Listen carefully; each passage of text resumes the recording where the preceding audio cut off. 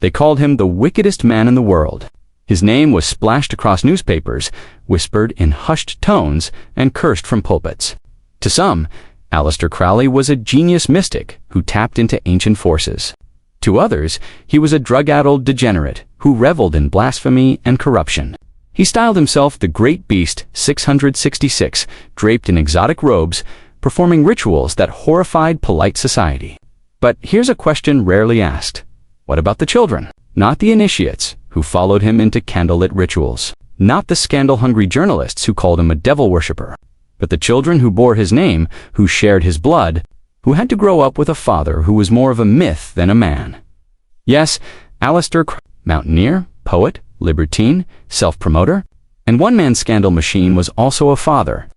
3 times over, and if you think their lives would mirror his dramatic, larger-than-life persona, you're about to be surprised. Their stories are not written in grimoires or magical diaries. They are written in loss, resilience, and quiet reinvention, and strangely enough, in their fates.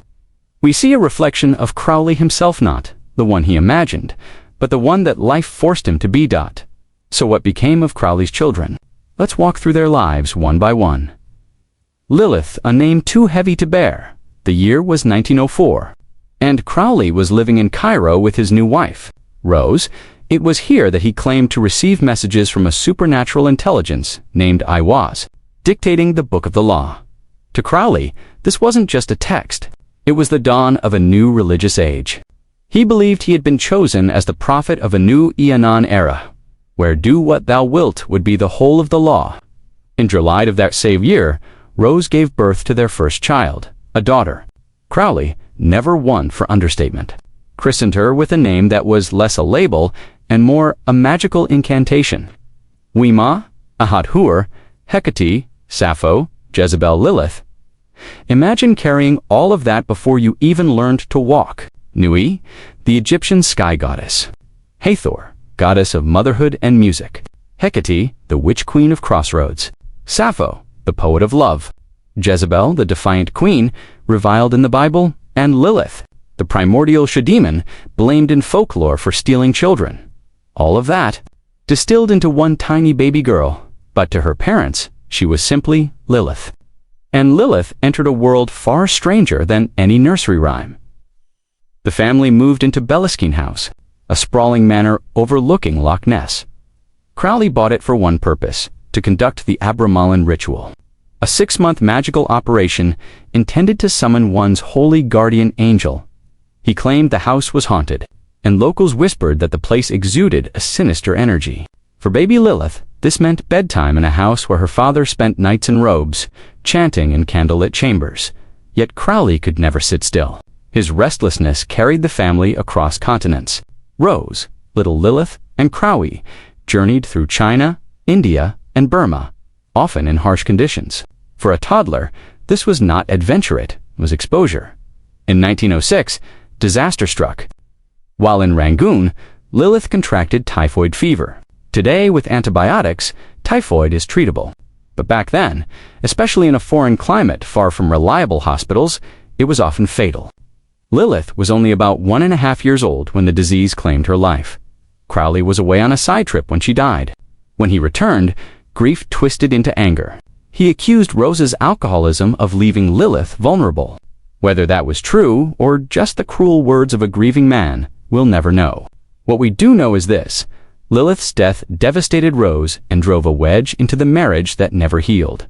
Lilith, named for goddesses and demons, died before she even had the chance to speak her full name. She was gone almost as soon as she arrived, and with her death, the fragile family life Crowley had briefly entertained shattered completely. Lola Zaza, the daughter who rejected the beast. Not long after Lilith's death, Rose became pregnant again.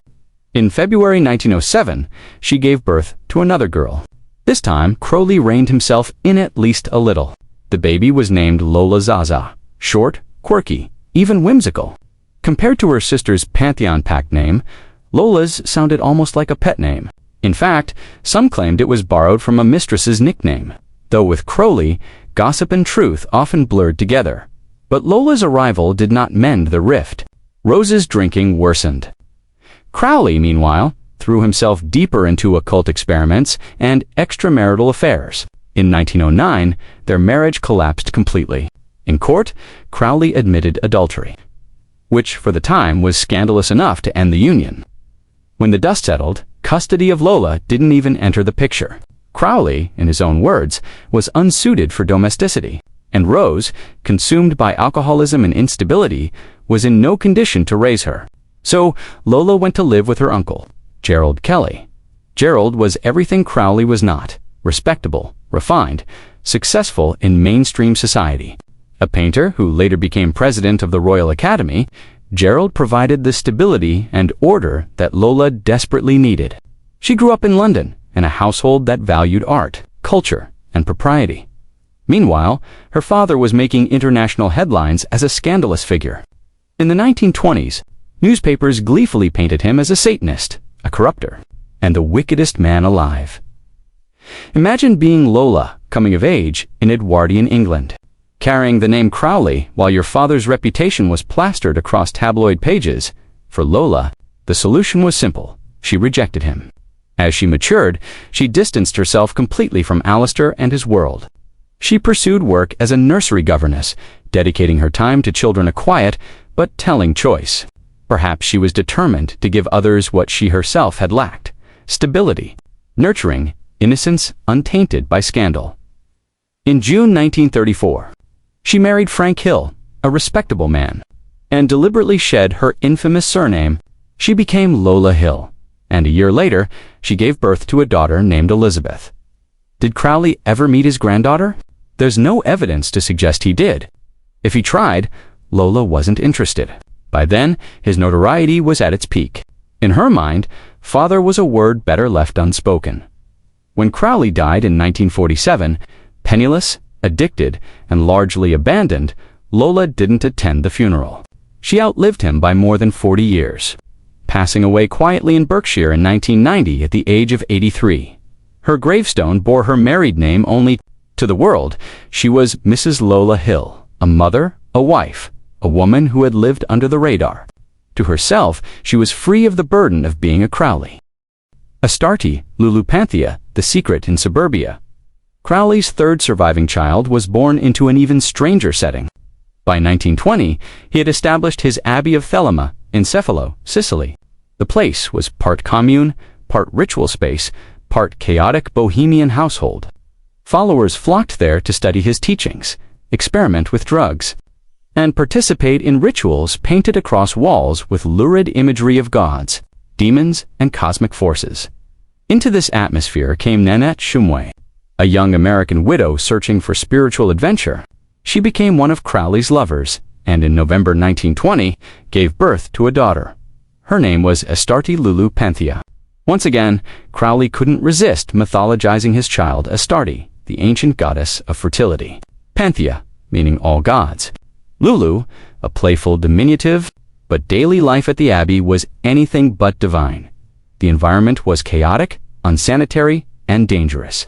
Earlier that same year, another infant at the Abbey had died. Crowley's paranoia led him to accuse Nanette herself of witchcraft at one point, temporarily expelling her during her pregnancy. Yet despite this madness, baby Astarte soon called simply, Louise was born healthy. But survival at the Abbey was not guaranteed. One follower famously died after drinking tainted animal blood, prompting Mussolini's government to take notice. By 1923, Italian authorities expelled Crowley and shut down the Abbey for good. For Nanette, this was a chance at escape. She gathered her toddler and returned to America. Far away from the beast's orbit, back in Massachusetts, Louise grew up in her mother's family home. Raised by Nanette's sister Helen, the difference could not have been starker. Instead of lurid murals and ritual chanting, Louise's childhood was filled with school lessons, church services, and the steady rhythms of small-town life. And she flourished. Louise embraced Christianity with conviction. Becoming a devout Presbyterian, she attended the University of California, graduated, and became a schoolteacher of profession defined by stability, service, and nurturing. She married, took the surname Mueller, and raised children of her own. Her world revolved around classrooms, church gatherings, family dinners not, occult rituals, or scandalous headlines. For decades, hardly anyone knew her true heritage. To neighbors, she was simply Mrs. Louise Mueller, a kind teacher, a mother, a devout church member. The connection to Aleister Crowley, the so-called beast, was a secret she never advertised. It wasn't until later in her life, when researchers and family historians began piecing things together, that her true identity came to light. By then, Louise had lived most of her life far from the shadow of the man whose blood she shared. She lived to see nearly a century, passing away peacefully in 2014 at the age of 93. Think about that, Crowley. The scandalmonger of the early 20th century had a daughter alive in the age of smartphones, streaming, and social media. You could have bumped into her at a grocery store in California, never knowing she was the daughter of the infamous Great Beast 666. So what can we learn from the lives of Crowley's children? Lilith's life was brief, a tragedy that haunted her parents. Lola chose deliberate distance, building a life of quiet normalcy in rejection of her father's legacy. Louise, saved by chance and circumstance, lived almost a century in peace, embodying everything her father was not: faith, family, and service. Crowley sought to be remembered as a prophet, a magus, a man who lived beyond the rules of ordinary morality. But the quiet defiance of his daughters tells a different story. They remind us that not all legacies are embraced. Some are rejected. Some are erased. Some are rewritten entirely by those who inherit them. Perhaps the greatest irony is this: Crowley spent his life insisting on his uniqueness, his rebellion against the ordinary. Yet his daughters found their freedom in the very thing he rejected: ordinary life, faith, family, and anonymity. And maybe, just maybe, that was the ultimate magic trick of all. If you found this story as fascinating as I did, there's plenty more where it came from. History is filled with figures like Crowley, people who lived loudly, but whose private stories are told in whispers. Hit that like button, subscribe, and check out the links in the description for more deep dives into the human truths behind the legends. Because sometimes, the most extraordinary stories belong not to the so-called great beasts, but to the children who chose another path